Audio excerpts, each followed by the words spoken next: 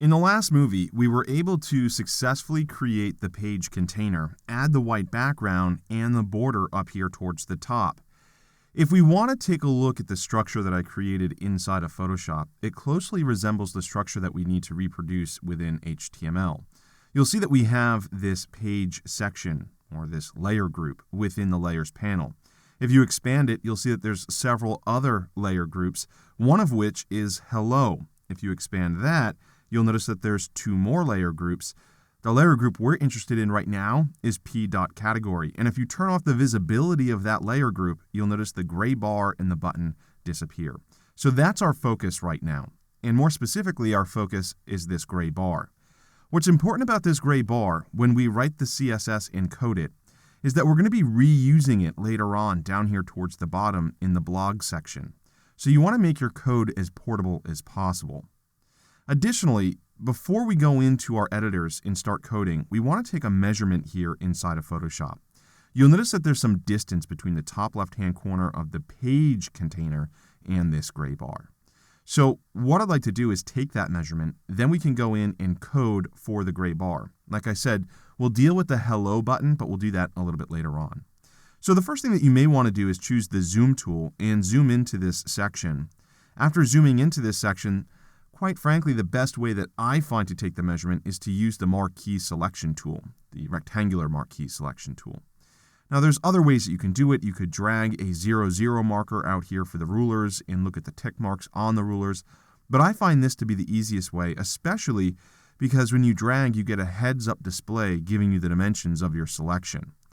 If you don't like the heads-up display, you can always come over to the info panel and look at the numbers being generated over here.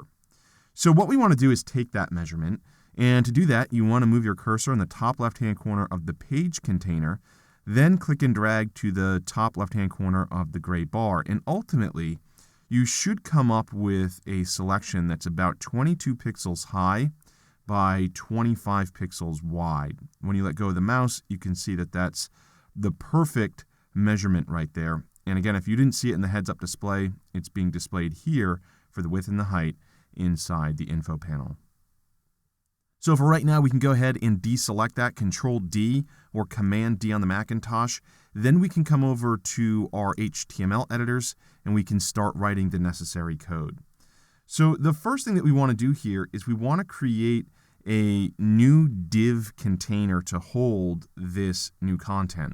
So inside the container div, we want to create a new div, and we're going to give it a class of container. So go ahead and type that in. And again, it's a class, not an ID. So if we were to make it an ID, we wouldn't be able to reuse that element, and that element being the gray bar that we're going to be producing. So I'm going to go ahead and close this off. And then what we can do is save the HTML document, and we can return back to the style.css document. Inside style.css, we can start writing the necessary CSS to A, add the padding, and B, draw the actual gray bar. So our first concern is the padding, so I'm going to go ahead and type in page div.container, and here what we want to do is add a padding property. So go ahead and type in padding, and we want to set the padding to 22 pixels and 25 pixels. So we get those two values plugged in there. We got these values from Photoshop. So that looks good. That will add the space that we need between the edge of the page container and the beginning portion of the gray bar that we're going to generate. So the next thing that we want to do is we want to start writing the necessary selectors that will give us the ability to draw out that gray bar. So what we want to do, if we come back to Photoshop for just a moment, you'll notice that I placed the gray bar within a paragraph element that has a class of category. So we're going to follow that same structure. Again, not every time you get a PSD file will it be laid out so cleanly, but the reason why I did this is to make it a little bit easier for you to see the relationship between what you're looking at inside of Photoshop and what you have to generate programmatically. So let's come back into Dreamweaver, and inside of Dreamweaver, we're going to create another selector. We're going to target page, the page ID, and that should be lowercase. Then we're going to get pretty specific, and we're going to target the paragraph element, And of course, we're going to be using the category class. Now, inside this selector, we want to create the gray bar. So we want to set the background color. It's going to be a pretty light gray color, which is going to be a hex code of F1, F1, F1. And then what we want to do is establish the width and the height. So go ahead and type in height. And for the height property, we're going to set that to 18 pixels. And then you want to go ahead and type in width. And for the width, we're going to set this to 100%. So that should just about do it for the CSS. What we want to do now is make sure that we have this structure set up properly within our HTML. And actually, I made a slight error here, and that is we don't want to target page here. Again, if we come back to the Photoshop file, we can see that p.category is within the hello ID selector, which is in the page selector. So let's just go ahead and update that CSS to make this read hello. Then you can save the style.css file and come back to index.html. And what we want to do here is add some content to the container. Now, this container is now going to hold a div element that has an ID of, you guessed it, hello. And you want to make sure that that's spelled correctly. Inside this div element, we need to add a paragraph element. Again, just following that structure that we created within our CSS, and we're going to assign the class attribute of category. Hopefully this is all making sense because this is what we established inside the CSS file, hello p.category. So what we have here is hello, paragraph element, class category. And what we want to do is actually type in the text hello for right now.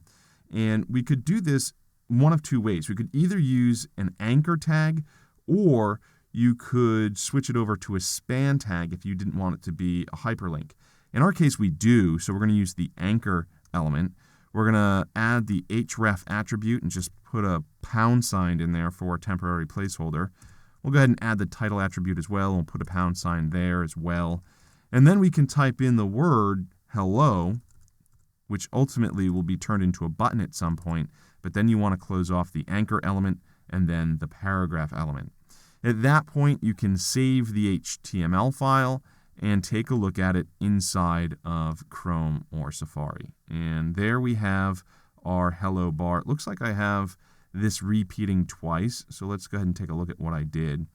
I have div class container here twice. That's not what we want. This should be, if we come back to our style.css file, content. So let's go ahead and update that to content.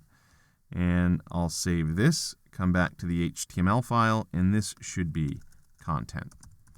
Again, what the content container is doing is essentially giving us the ability to distinguish between these different elements within the container.